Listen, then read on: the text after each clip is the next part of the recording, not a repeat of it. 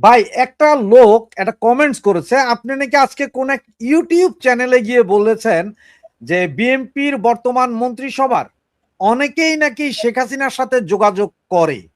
এই হ্যাঁ, ব্যাপারে কিছু বলেন, ওনার একটা অনুরোধ ওই ভাইয়ের। শুনেন তারেক রহমানের যে শেখ হাসিনার ফোন দেয় না, এই গ্যারান্টি এটা আপনি কেমনে মনে করেন? কিভাবে বুঝলেন? এগুলো যদি অনুমান, আমরা জানি না, প্রমাণ করতে পারবো না। আপনি কি করে বুঝলেন? হবে না, যোগাযোগ থাকতেই পারে। কারণ এই যে রাষ্ট্রদূতরা সকাল বিকাল দৌড়াদৌড়ি করতেছে, কেন কেন আসতেছে? ইন্ডিয়া একটা বিষয় আছে, বাংলাদেশে একটা আসছে, আবার হেফাজতের অফিসে যায়, বাবির পোলাদের অফিসে যায়। এরা যে শেখ হাসিনার সাথে যোগাযোগ করে না, তার গ্যারান্টি কি? মানে ভায়া হয়ে যোগাযোগ, বলি নাই যে সরাসরি ভায়া, মানে আপনার সাথে কথা বলতে আমার ফোন করলেই তো যে হায়দার সাহেবের এইটা একটু বলেন। আবার আপনারা বললাম যে হায়দার সাহেব এই যে পিনাকি এটা বলেছে, পিনাকি আবার বললো আপনার যে এটা আরো বলতে হবে, এরকম কথা হইতেই পারে। ইভেন সরাসরিও হইতে পারে। অস্বাভাবিক কি? রাজনীতিতে রাজনীতিতে অনেক বিষয় থাকে যা সিক্রেট, কোনো পক্ষই বলবে না। এটাই তো রাজনীতি, বলবে না। আচ্ছা, আপনি কি করে আপনি অনুমান করলেন যে তারেক রহমান বাংলাদেশে ক্ষমতা নেওয়ার আগে বা ক্ষমতা নেওয়ার পরে শেখ হাসিনার ফোন দেয় নাই, কথা বলে নাই? তার গ্যারান্টি কি? সে বলতে অবশ্যই পারছে বলছে, নির্বাচনের আগেও বলছে। যে খালাম্মা আপনি একটু আমার শান্তিতে থাকতে দেন, আমার কিছুদিন থাকে, এটা বলেনি, তার গ্যারান্টি কি? ইভেন জামাত যে শেখ হাসিনার সাথে জামাতের আমির যে যোগাযোগ করার চেষ্টা করতেছে না, তার গ্যারান্টি কি? বরং বিএনপির ব্যাপারে আপনার অবিশ্বাস থাকে। আমার তো মনে হয় জামাতেরা নিয়মিত বিএনপির বড় বড় নেতাদের সাথে যোগাযোগ রাখে। কারণ এরা তো বুঝছে না, কারণ এরা তো জানে যে এইবার আওয়ামী লীগ ক্ষমতা আসার পরে কারণ নাকের নাট বল্টু তো থাকবে না, থাকবে, থাকতে পারে না। বরং নেতারাও যদি চায়, কর্মীরা নাট বল্টু, জামাতের নাট বল্টু থাকতে দিবে না, সব নাট বল্টু খুলে নিয়ে চলে যাবে তারা। তো এগুলো বাঁচার জন্য তারা তো মাস্টার প্ল্যান করবেই, করতেই পারে, যোগাযোগ হতেই পারে। রাজনীতিতে রাজনীতি খুবই জটিল বিষয়, খুবই জটিল বিষয়। আমাদের এক পক্ষ যেমন ফোনে দিয়ে হুমকি দেয়, দুই চারজন তো মিষ্টি মিষ্টি কথা বলে, আমরাও তো জানি। আমাদের শোনেন, ইদানিং কিন্তু আওয়ামী বিরোধী লোকগুলো আমাদের ফোন দেয়, মানে কি, মানে ভয় পাইতেছে যে যদি আইসা যায় গো। আমরা মনে মনে হাসি, আরে ভাই, বিএনপির অন্তত 100 জন জেলা পর্যায়ের ছোটখাটো নেতা বলছে যে দেশ ছেড়ে কেমনে যাওয়া যায় বা একটু বুদ্ধি শুদ্ধি দেন। অন্তত 100 জনে গত শেখ হাসিনা ঘোষণা দেওয়ার পর অন্তত 100 জনে জানতে চাইছে যে বাংলাদেশ কেমনে ছাড়বে। তার মানেটা কি? তার মানে কি? কারণ ওরা জানে যে আমরা তো দেশের বাইরে আছি, তাহলে আমরা তো কিছু পদ্ধতি জানি, আমাদের ফোন করে, মানে পরিচিত যারা, ঠিক আছে, এমনকি কেউ ভিন্ন পরিচয় দেয় কথা বলে, ওটা আমরা জানি, ওটা আমরা বুঝি, কিন্তু বলি না। আমরা এরকম দুই চারজনকে চিনি, যখন কথা বলে দুই চারজন তো পরিচিত, আমরা বুঝতে পারি কে কথা বলে, কেন বলে, কি উদ্দেশ্য বলে, যখন জানতে চাই। যেমন আমাকে একজন গতকাল, পরশু দিন স্যার জিজ্ঞেস করছে, বলছে যে আপনি আমারে বলেন যে শেখ হাসিনা যে বাংলাদেশে ঢুকবে এটা কি করে সম্ভব? একজন বিএনপি পন্থী নেতা বলেছে। আমি বললাম যে 4 তারিখের, মানে 4 আগস্ট, আচ্ছা 4 আগস্ট বাদ দেন, আমি বলছি যে ভাই আগস্ট মাসের 1 তারিখে কি আপনি বুঝতে পারছিলেন যে শেখ হাসিনার সরকার থাকতেছে না? কয় না, বুঝি নাই। আমি বললাম 1 তারিখের আগস্টে কি ভাবছিলেন তারেক রহমান বাংলাদেশের প্রধানমন্ত্রী হবে? কয় না, ভাবি নাই। কই রকম ভাবতে পারবেন না শেখ হাসিনা কিভাবে আসবে? তিনি ঘোষণা দিয়েছেন তিনি আসবেন, তার কোনো উপায় নাই, আর ঘোষণা দেওয়ার পরে আসতে হবেই। তিনি, আমি বারবার বলেছি, সে জননেত্রী শেখ হাসিনা ঘোষণা দিয়ে এক ঢেলে তো 2 পাখি মারা শুনছেন, 3 পাখি সর্বোচ্চ। জননেত্রী শেখ হাসিনা এক ঢিলে সব পাখি মেরে দিছে। কিভাবে? প্রথমে ইউনূস সরকারকে চ্যালেঞ্জ করেছে, তুই বেটা কে, আমি যাইতেছি দেশে, দেখ। তারপরে বিএনপি সরকারকে চ্যালেঞ্জ করছে, তোমরা আমার বাড়ি দিছো, দেখুন কচুটা হয়েছে, আমি যাব। তারপরে তার কর্মীদেরকে তিনি চাঙ্গা করেছেন। তারপর তিনি সারা বিশ্বকে মেসেজ দিয়েছেন, আমি যাব। তিনি মেসেজ দিয়ে ফেলেছেন সারা পৃথিবীকে। তার মানে কি, সব। আর বিনিয়োগকারীদের বলে দিয়েছেন বাংলাদেশে বহুত ঝামেলা আছে, আমি যতক্ষণ না বিনিয়োগ করো না, বিনিয়োগ হবে না দেশ। তারেক রহমান আজকে বলছে না, আমার দেশে আসেন বিনিয়োগ করেন। কোন কারোর পাগল কোথায় কামড়াইছে নাকি বাংলাদেশে কেউ বিনিয়োগ করো? তারেক রহমান বিনিয়োগ করুক না দেখি। তার যে লন্ডনে টাকাটি নিয়ে গিয়ে চলতো, ওই টাকাগুলো সে এখানে বাংলাদেশে বিনিয়োগ করে দেখাক একটা কিছু। কারণ সে নিজেও জানে বিনিয়োগ ফিরে আসবে না। আর ব্যবসায়ীরা তত পাগল নয়, ব্যবসায়ীরা বিনিয়োগ সেইখানে করে যেখান থেকে বিনিয়োগটা ফিরে আসবে। নেত্রী আসার ঘোষণা দেওয়ার পর সার্জিওগুর আসে, তার আগে চায়না ঘোষণা দিয়ে করিডোর পায়া গেছে। এইদিকে ভাইজান গেছে গতকালকে এনসিপির কার্যালয়ে, রাষ্ট্রপতিরে ধার ধরে পদত্যাগ করাই নিছে। আজকে আবার 10% শুল্ক বাড়ছে। পুরা বিষয়টাকে একটু যদি গুছাইয়া বলেন আমাদেরকে পার্ট বাই পার্ট। শোনেন, বাংলাদেশটা এখন কয়েক জায়গায় বলেছি যে আমাদের বাংলাদেশটা এখন হয়ে গেছে গনিমতের মাল। 71-এ যেমন শর্ষিনার পীর ঘোষণা করেছিল বাংলাদেশের নারী গনিমতের মাল, ওই রকম বাংলা এখন পুরো বাংলাদেশটাই হয়ে গেছে গনিমতের মাল। কখনো চায়না আসে, বায়না ধরে আমার এটা দিতে হবে, এটা দিতে হবে। চায়না যাওয়ার পরে আমেরিকা আসে, বায়না ধরে এটা দিতে হবে, ওইটা দিতে হবে। তারপরে পাকিস্তান এসে পরে, পাকিস্তান তো পুরো বাংলাদেশে ঠিকা নিয়ে নিছে। পাকিস্তান কিন্তু এখন পুরো বাংলাদেশটাকে সাবকন্ট্রাক্টে নিয়ে নিছে, বা বাংলাদেশের এই বর্তমানে মুসলিকা সরকার বাংলাদেশকে কিন্তু পাকিস্তানের কাছে সাব কন্ট্রাক্ট দিয়ে দিয়েছে। এই সাব কন্ট্রাক্টর থেকে আবার বিনিয়োগ করে, ও তো কন্ট্রাক্টর, সাব কন্ট্রাক্টর তো টাকা থাকে না, আপনি ভালো জানেন। তো তখন এই টাকা কে দেবে? তুরস্ক। ঠিক আছে, মানে কোথায় যে কি হচ্ছে, কেন বললাম এগুলো?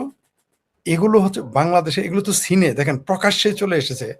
যে হেফাজতের নেতা বলল নারী নেতৃত্ব হারাম, বেগানা নারীর সামনে যাওয়া হারাম, আমেরিকা সে পছন্দ করে না, গণতন্ত্র পছন্দ করে না, খেলাফত কায়েম করে সারা পৃথিবীতে খেলাফত কায়েম করে সারা দুনিয়ার যারা অমুসলমান আছে, কাফের আছে, তাদের কাছে জিজিয়া করে নেবে। এটি তো হেফাজতে ইসলামের ওই নেতা আরে নাকি মামুনুল হকের খেলাফত মজলিস, তো এটাই খেলাফত। খেলাফত মানে কি সারা দিনে মুসলমান বানাই ফেলবে, ক্ষমতা যাবে, এই তো। তো তার সাথে গিয়ে আবার কি করলো? হ্যান্ডশেক করলো। আমি প্রথমে ভেবেছিলাম এটা বানানো ছবি, পরে দেখি না সত্যি হ্যান্ডশেক করছে। তো এইবার ও হইলো খেলাফতি, মানে ইসলামী খেলাফত কায়েম করবে। কার সাথে সেকেন্ড করলো? একজন নারী, সেই নারীকে যে গণতন্ত্রে বিশ্বাস করে। বিষয়টা কি দাঁড়াইলো? এখানে একটা গেম হচ্ছে। আর আপনি যেটা বলেন, যখন বলছে করিডোর দিবে, কোনোদিনই বাংলাদেশ থেকে করিডোর হবে চায় না, এটা আমেরিকা মেনে নিবে না, কোনো দিনই মেনে নেবে না। ঠিক যেমন আমেরিকা যদি ওই মানবিক করিডোরের নামে যদি আমেরিকাকে করিডোর দেয় বার্মা যেতে, সেটাও আমেরিকা মেনে নিবে, সেটা আবার চীন মেনে নিবে না। এখানে মন্ডলে মন্ডলে লেগে গেছে। এক এক ফুল দো মালি, বাংলাদেশ তখন হয়ে গেছে হেমা মালিনী, এক ফুল দো মালি। ফুল তো একটাই, মালি তো দুইটা। কয়দিন পরে আরো দুই চারটা ছোট ছোট মালি আসবে, তাই না? মানে শুধুমাত্র এটা থাকলে তো হবে না, কেন বড় বড় মালি যদি মিস করে তাহলে ছোট ছোট মালিরা চলে আসবে। এই বাংলাদেশ এটা ঘটবে, ঘটতে থাকবে। আর এরা যে আসছে, প্রেসিডেন্ট রাষ্ট্রপতিকে ঘেটি ধরে হোক আর পায়ে ধরে হোক আর ডর দেখায় হোক আর ভালোবাসে হোক সরাইছে। একজন নতুন প্রেসিডেন্ট নির্বাচন হবে, নির্বাচিত হবে, হওয়ার পরে কি করবে? ওইখানে দেখবেন একটু ঝামেলা হবে, যদিও সংখ্যাগরিষ্ঠতা দিয়ে পার করে নিয়ে যাবে রাষ্ট্রপতি। দেখবেন সংসদে কি কি ঘটে রাষ্ট্রপতি নির্বাচনে, কি এরা নাটক করে দেখতে পারবেন। যাই হোক, এরা তাদেরকে নতুন রাষ্ট্রপতি আসবে, আসার কেন আসতেছে? এই রাষ্ট্রপতি এখন চায়নার হবে, নাকি আমেরিকা বাইনা ধরবেন রাষ্ট্রপতি আমার বানাও, নাকি জামাত বলবে না তুরস্ক পাকিস্তান যা বলে তাই। তো এগুলো মিউচুয়াল করার জন্য আসছেন। পাশাপাশি আবার শেখ হাসিনা আসতেছে এই ভয় দেখাবে, তোমরা ঐক্যবদ্ধ হও, ঝগড়া বিবাদ কইরো না, এগুলো বোঝানোর জন্য আসছে। এই যে রাষ্ট্রদূতগুলো আসছে বিভিন্ন ইউরোপের, আমেরিকার, ব্রিটেনের, এরা আসছে কেন জানেন? এরা আসছে তাদের যে গোলাম যাদের এখানে রেখেছে, তাদের পাপেট গুলো, এই পাপেট গুলোর মনোবল চাঙ্গা করার জন্য তারা আসছে। তোমরা বাবা ভাই বোন আমরা তো আছি, কিন্তু এই পাপেটরা জানে না যথা সময় যখন পুরো জাহাজ সমুদ্রে ডুববে, তখন কে কারে বাঁচায়? তখন তো খোদ ক্যাপ্টেনই বাঁচে না, তাই না? ওই জাহাজের ক্যাপ্টেন যে চালায় সেই তো মরে আগে, সেই তো আগে ডুববে। ইউনূস সাহেবও বাংলাদেশে আছেন এই মুহূর্তে। হ্যাঁ, মানে চেষ্টা করবে। এখানে অনেকের নাম শোনা যাচ্ছে, কিঞ্চিত কিঞ্চিত নিপু নিপু করে চলতেছে, যে ডাস্টবিন ছবিকে মনে মনে চাইতেছে বানানো যায়। কিন্তু ইউনুস রাষ্ট্রপতি হইলেই খেলাটা কিন্তু জমে যাবে, বুঝতে পারছেন? আরো জমে যেত। ইউনুসকে যদি রাষ্ট্রপতি বানায়, তাহলে খেলাটা আরো বেশি জমে যাবে। এটা হওয়া দরকার। তাহলে আরো বোঝা যাবে দুধ কা দুধ পানি কা পানি হয়ে যাবে। অবশ্য হয়ে গেছে। রাষ্ট্রপতির পদত্যাগটা কি এরা কি ভয়ে, যে শেখ হাসিনা আসবে এই ভয়েই কি পদত্যাগ করাইলো? কয়েকটা কারণ আছে রাষ্ট্রপতিকে পদত্যাগ করার, কয়েকটা। সেটা হলো তাদের খায়েশ থাকতে পারে না, অনেকদিন তো আওয়ামী লীগের এমপি থেকে গেল, আওয়ামী লীগের মনোনীত প্রেসিডেন্ট থাকলো, এবার একটু আমাদের প্রেসিডেন্ট, এটা একটা খায়েশ থাকতে পারে। আর আপনি যেটা বললেন যে শেখ হাসিনা আসতেছে, একটু ভীতি থাকতেই পারে। কারণ শেখ হাসিনাকে প্রেসিডেন্ট রাখা মানে কি, উনি যদি এসে ঘোষণা করে আমার প্রেসিডেন্ট তো আছে, প্রধানমন্ত্রী আমি, কিঞ্চিত এই ভয়টাও কাজ করতেই পারে। অলরেডি কেউ কেউ দুষ্ট লোকেরা বলতেছে যে শেখ হাসিনাকে ভারতে প্রধানমন্ত্রীর মর্যাদা দিয়ে রাখছে, তাহলে প্রেসিডেন্ট তো আছেই। টুপ করে যদি শেখ হাসিনা ডিসেম্বর এসে বলে আমি তো প্রধানমন্ত্রী, এই যে আমার রাষ্ট্রপতি আছে, কারণ রাষ্ট্রপতির, প্রধানমন্ত্রী অ্যাবসেন্সে রাষ্ট্রপতির চালাইতেই পারে, এটা তো আইন আছে। দেন ভয় পেয়ে গেছে, এই জন্য ভয় পেয়ে গেছে। এই ভয়ে মনে করেন এটা একটা কারণ হইতে পারে, অস্বাভাবিক কিছু না। আর একটা কারণ থাকতে পারে, সেটা হলো যে যে তারা আসলেই পরিবর্তন চাইতেছে। কেন চাইতেছে? কারণ যে বললাম যে তারা কতদিন আর অন্যের বিয়ের মুখ দেখবো, নিজের বিয়ে রাখতে চাইতেছে, এ আশায় তারা বসে আছে। কারণ যে কোনো সময় প্রেসিডেন্ট যে কোনো রকম সিদ্ধান্ত নিতে পারে, তাই না? তখন আপনি কি করবেন? কারণ প্রেসিডেন্ট যদি কোনো রকম একটা ভুল, যেমন আমার ধারণা এরপরে এরা সেনা প্রধান পরিবর্তন করবে, তাহলে একই সেনা প্রধান একই প্রেসিডেন্ট থাকে, যে কোনো মুহূর্তে এরা তো আবার যে কোনো মুহূর্তে, আচ্ছা কেউ যদি 20 টাকায় বেচা হয়ে থাকে, সে তো তার 40 টাকা দিলেও তো বেচা হইতে পারে, আবার যে 40 টাকাতে কিনবে সে আরেকজন এসে যদি 100 টাকা দেয় বেচা হয়ে যেতে পারে। এই এরপরে দেখবেন যে ওয়াকারে সরাবে, মানে সমূহ সম্ভাবনা রয়েছে আস্তে আচ্ছা আস্তে ফরিদ সরাবে। ভাই, আপনার কি মনে হয় না যে এই রাষ্ট্রপতি জানতেন যে ওনারা পদত্যাগ করানো হবে যে কোনো সময়? এটা তিনি জানতেন। এটা জানতেন, এটা তাহলে উনি যখন লন্ডনে আসছিলেন তখনই তো বেটা বেকুব এখান থেকে পদত্যাগ পত্র পাঠিয়ে দিতে পারতেন। উনি যদি লন্ডন থেকে না ফিরে যেতেন, তাহলে বাংলাদেশের পুরো দাবার পাশার দান উল্টে যেত। তিনি এটা করেন নাই। কেন করেন নাই তা আমরা জানি না, কিন্তু তার করা উচিত ছিল। তাহলে তার উপরে যে বেইমানির যে তকমাটা, এটা থাকতো না। সেই জন্য তো তার আওয়ামী লীগের লোকজন বেইমান বলতেছে, কারণ তিনি তখন সরে যেতে পারতেন। তিনি তিনি আগারটাও খাবেন, গাছের গুড়ারটাও খাবেন, তা তো হবে না। লন্ডন যখন গিয়েছিলেন, তিনি যদি বলতেন যাবো না, তার কি জোর করে বাইন্ধে নিয়ে যাইতো? নিতে পারতো না। উনিও থেকে যাইতেন, আবার তিনি লন্ডন থেকে এসে প্রেসিডেন্ট হইতেন, কোন বরং আর আন্দোলন তখন চাঙ্গা হইতো এই দেশে। ফরিদ ভাই, তো এটা আপনার কাছে আমার সর্বশেষ একটা প্রশ্ন, এরপরে আপনাকে ছেড়ে দিব। আমি বুঝতেছি আপনার বসে থাকতে আসলে কষ্ট হইতে, সারাদিন এভাবে পারা যায় না, এটা আমি নিজেও বুঝি। এখন আপনার কাছে সর্বশেষ প্রশ্ন যেটা, সেটা হচ্ছে যে ককরোচ জনতা পার্টি, এই আমি ককরোচদের এই মুহূর্তে অবস্থান কি? আবার ওই আমাদের দেশেই একটা ওই টম বয় আছে না, টম বয় মার্কে একটা গায়িকা আছে, পুরুষ না মহিলা আমি জানি না, আমার মনে হয় যেন টম বয়, মানে হাফ পুরুষ হাফ মহিলা। এ কি গাইছে কি, বাথরুম থেকে রান্নাঘর থেকে মেয়েরা তেলা পোকা ন বুকের ভিতর রাখো। তো আমি কই যে বুকের ভিতর রাখলে তো তেলা পোকা তো যেমন হাতের আঙ্গুলের নরম নরম জায়গাগুলো কামড়ায় ছিলা ফেলায়, তো বুকের ভিতর মেয়েরা রাখলে ওখানে আবার কি কি ছিঁড়ে। এই গানটানো গাইছে, বিশেষ সার্ভিস মলময় স্ট্যাটাস দিছে। আসলে এখন পরিস্থিতি কি? নরেন্দ্র মোদী কি পালায়া গেছে অলরেডি, নাকি এখনো বিমান পায় না? না, দিল্লি ঢাকা নয়, তারা ভুলে গেছে ওটা দিল্লি। দিল্লি দূর হনুস্ত, দিল্লি বহুত দূর, এটা তারা বুঝে নাই।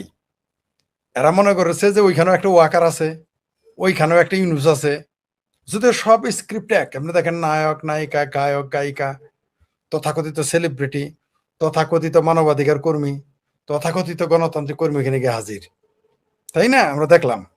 কিন্তু ওইটা ভারত, ওইখানে গণতান্ত্রিক পদ্ধতিতে আপনাকে সরকার পরিবর্তন করতে হবে। আপনি চাইলে ওইখানে কেউ এসে বলবেন না আউযুবিল্লাহি মিনাশ শাইতানির রাজিম বিসমিল্লাহির রহমানির রহিম, আমি ঘোষণা করলাম আমি বাংলাদেশের প্রেসিডেন্ট।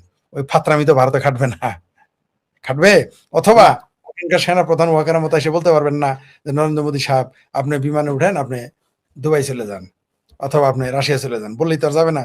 কারণ ওই দেশের সেনাপ্রধান প্রতিরক্ষা মন্ত্রীর অফিসে গেলে পারমিশন নিতে হয়, তাকে পারমিশন নিতে হয়, স্যার আমি আসবো, একটা অ্যাপয়েন্টমেন্ট দিবেন। প্রতিরক্ষা মন্ত্রীর বেলায় এই দশা ঘটে, তাহলে 3 দিন আগে অ্যাপয়েন্টমেন্ট নিতে হয়। তাহলে প্রেসিডেন্টের সাথে দেখা করতে, প্রধানমন্ত্রীর সাথে দেখা করতে কি অবস্থা, প্রেসিডেন্টের সাথে দেখা করতে ওই যে সেনা প্রধানের কি? এর মানে এই না যে তারা সেনা প্রধানদেরকে অবমূল্যায়ন করে, তা না। অর্থাৎ যার যার কাজ, ভারতে হলো যার কাজ তারই সাজে, অন্য করলে ঝাঁঝর বাজে। আপনি দেখেন বাংলাদেশে পর্দার পেছনে হলো সেনাবাহিনী, আর পাকিস্তানে পর্দার সামনে হলো সেনাবাহিনী। ভারতে কোনোদিন শুনেছেন সেনাবাহিনী কু করেছে? করে নাই, কোনোদিন করবেও না। কারণ ভারতে গণতান্ত্রিক ব্যবস্থা প্রতিষ্ঠিত, ওইখানে গণতন্ত্র প্রতিষ্ঠিত হয়েছে। আপনি চাইলে ওইখানে যা ইচ্ছা তাই করতে পারবেন না, আর ভারতের জনগণ তা মেনে নেবে না। ভারতের অবকাঠামো, রাষ্ট্রীয় মানে রাজনৈতিক কাঠামো আমাদের বাংলাদেশের মতো তো না, এমনকি ভৌগোলিক পরিবেশ তো তাই না। ওইখানে রাজ্য সরকার আছে, তারপরে উচ্চ কক্ষ নিম্ন কক্ষ 2 ভাগে বিভক্ত। সেই সরকারগুলো আপনি কি করবেন? জোর করে ক্ষমতা নেবেন? এত সস্তা বললেই হয়ে যাবে? তারা তো ভোটে নির্ভর। আপনি কি মনে হয় যে তেলা পোকা যেগুলো আছে, তেলাচোরা যেগুলো আছে, মনে করে যে কালকে ক্ষমতা নেবে, এর চেয়ে বড় বড় আন্দোলন কি হয় নাই? এ পর্যন্ত 20টি থেকে 25টি বড় বড় আন্দোলন হয়েছে, মোট বোধহয় প্রায় 40-এর অধিক আন্দোলন হয়েছে। এর মধ্যে 20-22 বা 25টা ভয়ঙ্কর, মানে যে এই সরকার চলে গেল 2014 সালে নরেন্দ্র মোদী ক্ষমতায় আসার পরের থেকেই তো কইতেছে এই সরকার টিকবে না, এই সরকার টিকবে না, বলতেছে না? এখন তো বলতেছে বাংলাদেশের কিছু গায়ক, বাংলাদেশের কিছু চিঙ্কুবাম, এদের এদের আরো জোয়ার উঠছে, যে কাতি মাসে কুকুরের মতো এদের জোয়ার উঠছে, মনে হয় যে এরাই ক্ষমতায় চলে যেতেছে। এরকম এদের আকলও নাই।